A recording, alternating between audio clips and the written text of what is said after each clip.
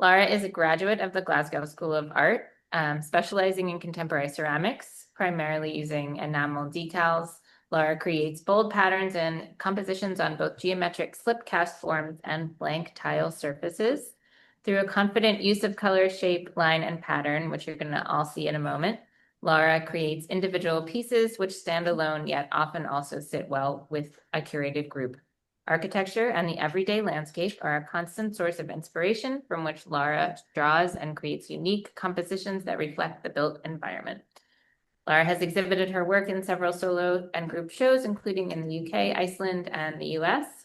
She is, as we said, a graduate of Glasgow School of Art, where she studied under Bill Brown and Archie McCall, discovering her love of slip casting and endless possibilities ceramic decals can provide. Over the years, Laura has honed her craft and been awarded several opportunities to develop her skills, including an emerging craft residency at Cove Park in Scotland, which we are going to see a little bit of, I think, in your slide presentation. Funding from Glasgow City Council to support a solo exhibition in Reykjavik, Iceland. And Laura, we won't say what she was looking forward to because we're going to hear about what she's doing here in Philadelphia. So very exciting. Thank you for being with us. And I'm going to take this opportunity to ask you the question I ask everyone, which is, how and why did you make the brave decision to make your life in art? It all started when I left high school and I went to ceramics night class and was just hooked from the word go. And then I did a foundation year before I went to art school and honed my skills there. And then when I went to art school, you had to choose which department you wanted to go to. So I went straight into ceramics.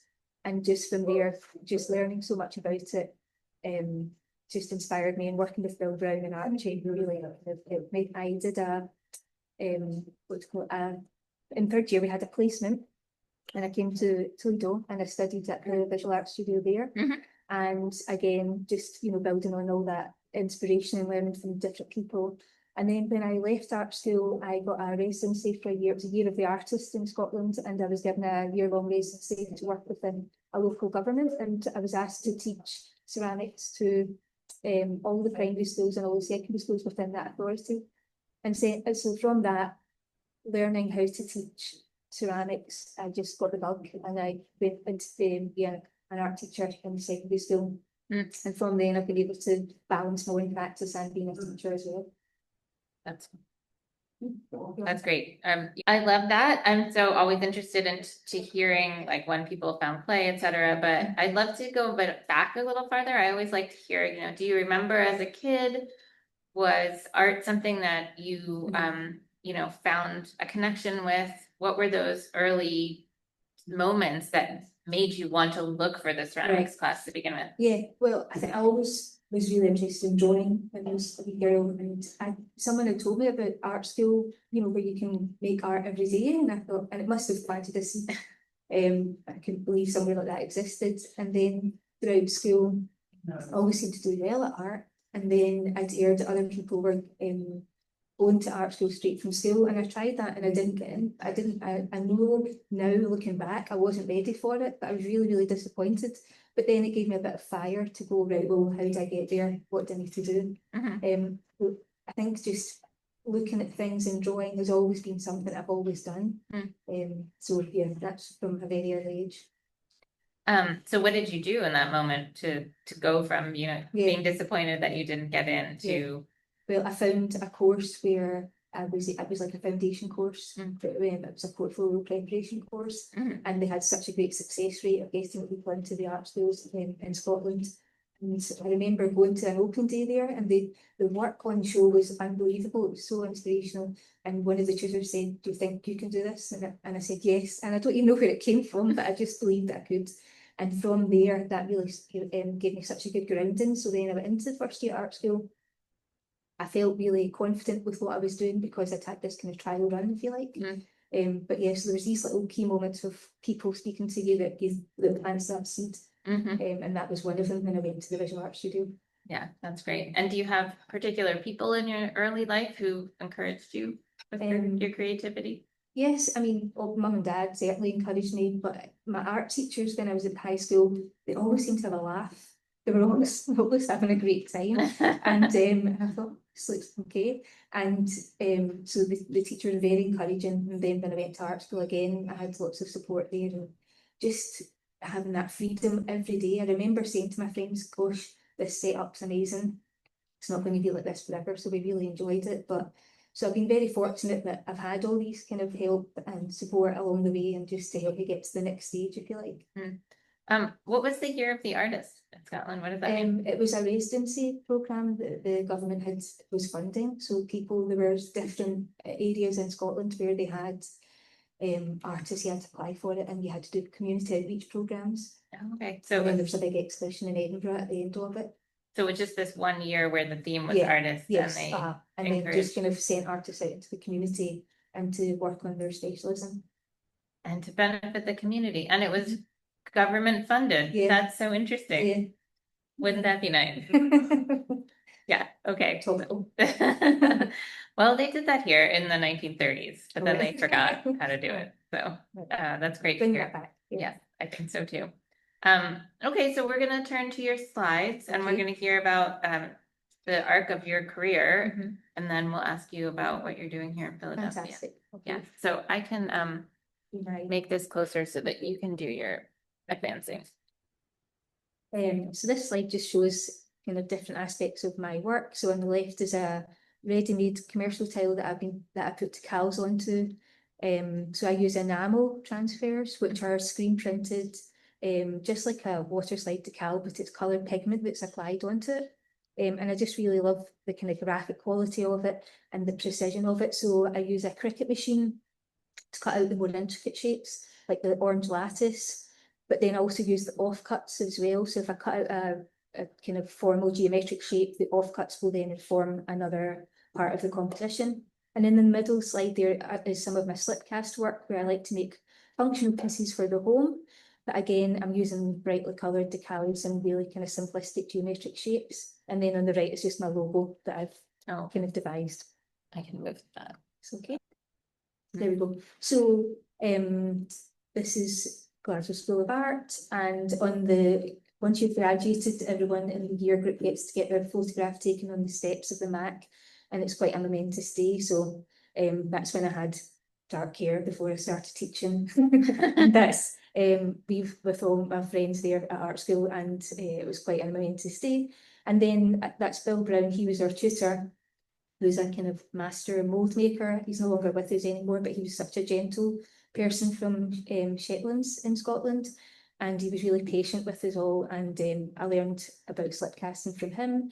And at that point I was really inspired by the Russian supremacist painter Malevich, which is all very monochrome, completely different to what I'm doing now. But I saw these paintings at the MoMA when I went to visit New York, Manhattan a couple of weeks ago, and it was just amazing, quite a kind of full circle moment, which was lovely. Did you notice anything when you saw them in person that was different? Yes, there's a kind of sensitive quality that comes from the brush strokes that you can see up close. I didn't touch them, but it was really, really mesmerising to see them in real life, and it was quite amazing. I can't ever. I think maybe just click. I'll click, yeah. So as well as being a practicing artist, I'm also a teacher. So I teach 11 to 18-year-olds, that's my classroom.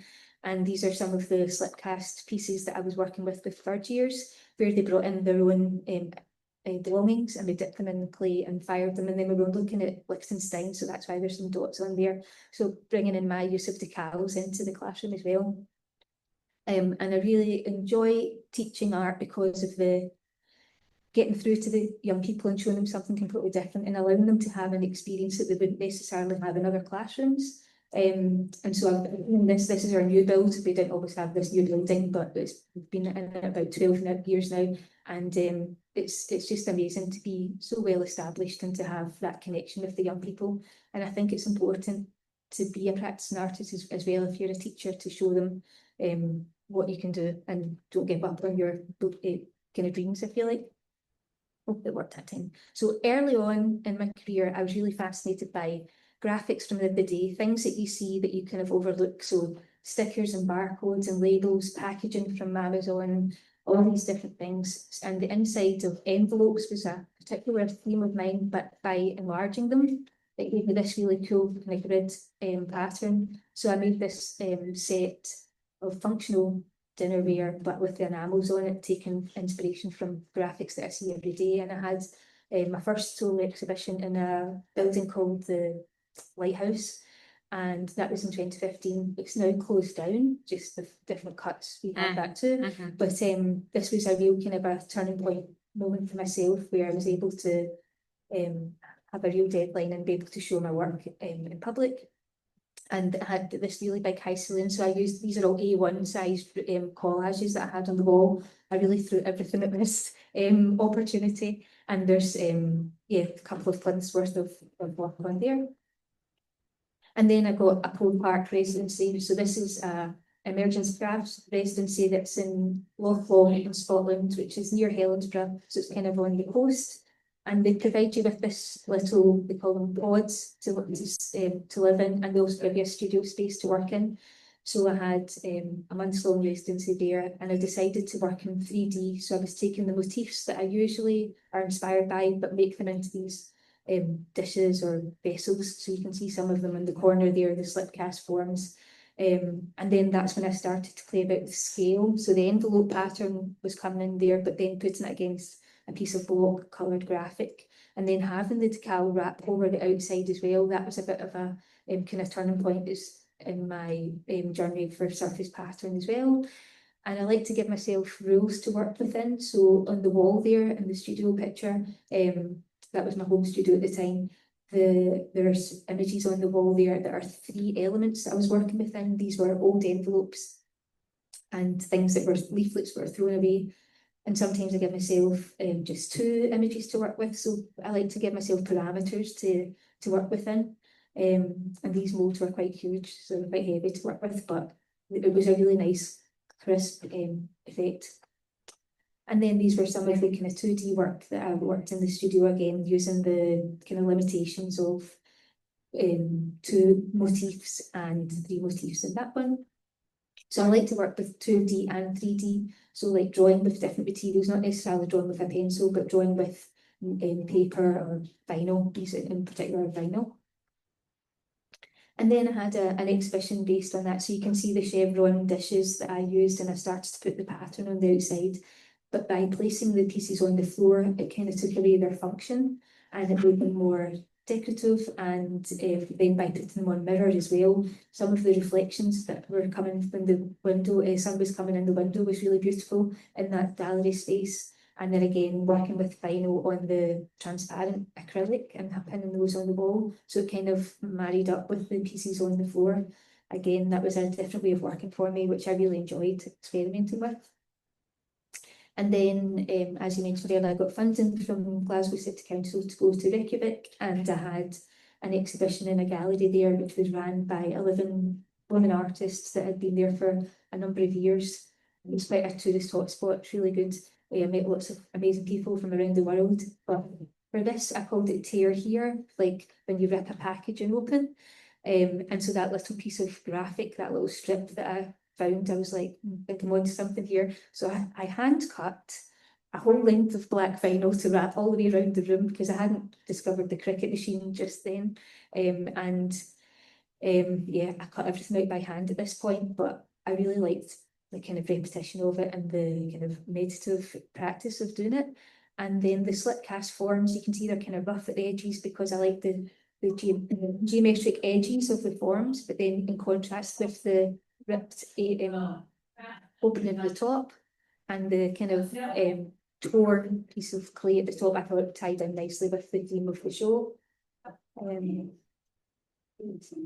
And then when I was there in Iceland, one of the fellow artists had given me these 2 little plastic sticks there, and those were based on ice pots, ice lollies. And the kids that bought them, then you could collect loads of these little sticks and interlock, and you could make things from them. That was the kind of gimmick from the company. But just having these 2 little pieces of plastic that were throwaway items from another country sparked me to move on to my next exhibition. I just stuck to those 2 colours again. So I gave myself the limitations of just using the 2 colours, and playing about with those forms and seeing how far I can push that. So I'm sorry. yeah, it's okay. There's the one on the right. That's on clear plastic acrylic. Oh, and is it? And it's showing through to the window? Yes, those were hung up. Those panels were hung up. To me, it looks like a monumental scale sculpture. So I think you should Right. blow those up and Okay. make them like 15 feet Yeah, tall. okay. Yeah, I will. I'll do it when I go home though. I'm not. Okay. And yes, you can see them on the window there. They're kind of hung up with the red and yellow I see. Okay. robe, which worked really nicely. And then I made these little cabinets. This is for the pieces that I'd made there. So taking references of little stick and taking out of the geometric forms that I cast. They were meant to be vases, but I'd cut holes in them, so they were not vases anymore. And that you can see them on the left there. And then wall pieces, so taking the stick and then chopping it up and playing about with different elements of it. I really enjoyed making this and kind of pushing the boundary of what I could do with those two little elements. And then I got obsessed by the drip. And so when I turned the mould upside down and left it to drip to dry out the pieces, I just left it the way that it was, the way that it came out of the mould. So again, it's contrasting that element of control with the geometric form, but then the element of chance with how it's going to dry and how the drip forms. And then these were just a few things. So when lockdown hit, I just worked at home and I had a little exhibition it was called Through the Window. So I did a collaboration with a local artist and she put out all this paper and then we kind of worked together because we kind of really clicked with the way that we worked. And then the pieces went down to Manchester and England and I won a prize for standing beside them. I won a prize for those. And then I did a collaboration piece with a textiles group, and this is all based on sound. So these were just some of the things that I kept doing, various projects throughout lockdown, just to keep motivated and keep the momentum going. And then my most recent exhibition, I wanted to take geometric forms and make them into 3D. So again, taking the circle and the rectangle and the cylinder and just playing about with those to create little tableaus. So having images on tile that then transfers onto the form and kind of it all connects together. So these were some of the pieces that I had. And my friend that I showed with, we had this joint exhibition. She was very expressive with her mark making. She did a lot of print making. So with my kind of really controlled graphics and her very expressive, what linked us together was our use of colour, but we approached it in very different ways. So that was really lovely to kind of work in that way and to bounce off ideas with each other. And this was a few shots of the exhibition. So I like how if you lift up that green circle, there's a green circle on the tile underneath, but it's just that 3D, 2D contrast. I like working with them. And then I went back to Cove Park and was really inspired by Memphis and Natalie DePasqui's work. Just it's never fails to inspire me. And I was working with the enamels again and trying to, by this point I'd got a Cricut machine regulation. And so playing about with how far I could push that, getting grids and circles and joining shapes up together, things that I was never able to do by cutting out by hand. So that really pushed me on. And that's when I met Jane Milosh from the Smithsonian. She was over doing her PhD and we really clicked because she had worked in ceramics previously. And it was down to Jane's suggestion that I come here that made me want to apply. And so I was playing about with the circles and really kind of bringing that into it because I'd got the Cricut machine working the way I wanted it. And these were some of the pieces that I made on that weekend. It was only 4 or 5 days I was away, so I just worked so hard to move this on and to be inspired by the work that I'd seen by Natalie DePasqui. And then went out for afternoon tea with champagne and the Willow Tea Rooms in Glasgow, and it was a lovely meeting, and that's when we chatted about what possibilities were of coming here. And I couldn't wait. And then just some other wee pieces that I've got. So I was with everything, I like to use the offcuts. So when I make a form, I like to use the pieces that are left. And these were some of the brooches that I made. Shameless plug. Just I'm using the enamel, working on a small scale. It's really exciting to do that as well and to see how I can utilise all the little offcuts of enamel, etc.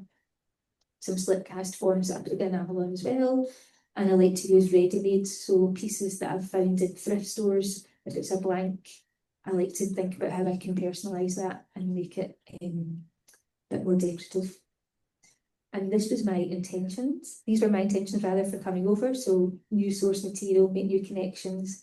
And I was thinking about my last slide, thinking about how far I'd come, and I think I've managed to do most of those. So tick them off. Yeah, that's me so far. That's so great. Well, we're gonna jump into asking you what you have been doing while you've been here. Unless somebody has questions before we keep going. I have questions at the end. Okay. Have the microphone. So on my first night here, I went out a walk just to get my bearings, and I saw this yellow graphic, and I was like, oh my goodness, I love that.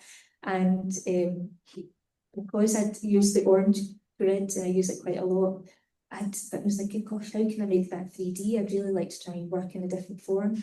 And originally my intentions was to work with my tiles and have 3D elements onto it. So that's why that little second colourful image there, that was what I was doing with in the kind of first week, playing about with forms like that.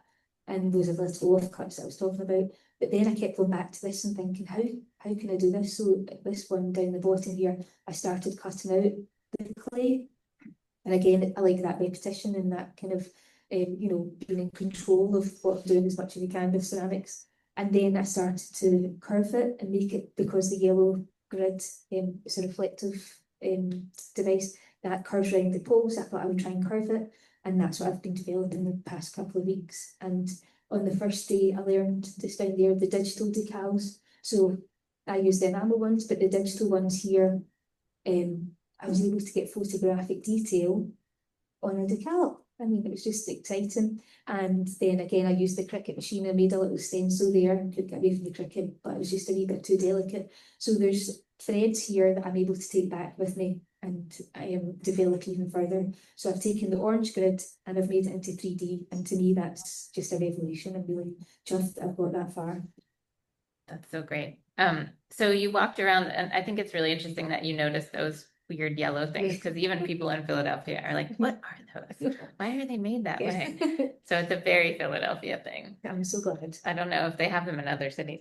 I don't know. I've just never seen them anywhere else. So that'll be a fun thing to take back with you. Yes, absolutely. But tell us a little bit about what else you saw when you walked around the city. What have you found in Philadelphia and in your trips to New York that you're letting percolate? Yes, it seems, I mean, instead of looking up at the skyscrapers, I'm looking down at the grids, and the drain covers, and you know, the patterns on the pavement. And well, I mean, I did look up, of course you could not, but yeah, so it just seems to be this repetition in the grid patterns that I've been really inspired by, just seeing how I can transfer that into clay, which I think I quite like the challenge of it, because you know, clay keeps you grounded. So it's just about exploring that. But the digital decals, that's a real eye-opener as well, just to be able to get that detailed quality in there. So you could actually put something that you see, like these photographs. And are you planning? I know that you made that one is a decal, right? That you printed out. Are you thinking about ways to put those on pieces? So these little offcut pieces here, I'm going to apply the patterned decal, digital decal onto there, so there's a contrast between the block cut colour and the decal, and so there'll be photographic quality on there, and those are going to be in a little set of 3 as a kind of wall piece. And then I was thinking about using the original form, so having these 3D forms beside it as well, so the two inform each other, because they both come from the same piece of clay, but one's been taken in one direction and one's been taken in the other, and I think that's where I see a next body of work coming. To have the sort of the positive and negative. And the digital and the enamel. Yeah. It almost to me feels like these are built like it makes me think a little bit of paper dolls. Oh, right. Because of the tab, yes, sort of, and they look like you could sort of make them get inserted into these pieces to slow in. Yeah, that sounds really good. But they're very satisfying shapes with the two colors on them. Yes. Okay. Over to do you find that you're inspired by each place you go? So you talked about being in Reykjavik and Mhm. Philadelphia and New York. Have you, we'll just talk about your trip here. Have you noticed something different about the feeling of the patterning in Philadelphia versus New York, or, you know, the feeling that you get when you're walking around the two places? Yeah, I think, I mean, they have two very different vibes, I would say, but I think I always look for the ordinary that people overlook as well. So, for instance, here I saw the bike rack that's a big swivel, or there's a circular one with a post in the middle. It just seems to be these little, I think it's more geometric graphic qualities that I'm looking for. And of course, Manhattan is just a, amazing place on its own. But I think because I've only really stuck to round about the studio here, I'm just seeing more kind of everyday familiar items that I'm kind of honing in on. And I think because I'm settling in here, I feel a bit more familiar now. So, and I'm getting used to my little my journey to my apartment and back. So yeah, and I think it seems a lot more chilled here compared to the craziness of Manhattan and just it's so big. But yeah, I think both have given me lots of inspiration, but I think I'm enjoying just picking out little elements of the norm, if you like, round about here. Yeah, it seems like the everyday is more your steam. And I know that I keep saying that I'm gonna take you on a tour of Philadelphia, and I haven't done that yet, but we definitely will before you leave. Yes, I'd like to see Frankfurt nice. Yes, it's my favorite.